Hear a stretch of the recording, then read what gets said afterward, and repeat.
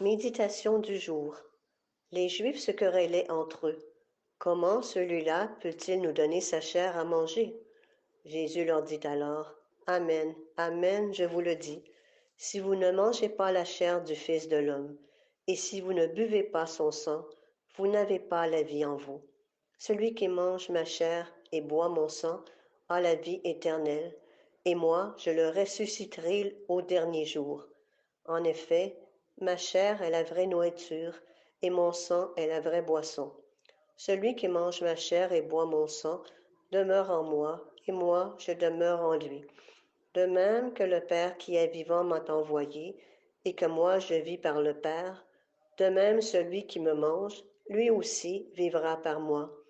Tel est le pain qui est descendu du ciel. Il n'est pas comme celui que les pères ont mangé. Eux, ils sont morts. Celui qui mange ce pain vivra éternellement. Jean 6, versets 52 à 59. Je connais beaucoup de gens qui, en voyage, ne mangent que du poisson dans les restaurants, jamais de la viande dont ils ne savent pas l'origine. Les contemporains de Jésus sont scandalisés par le fait que Jésus leur promet sa chair à manger.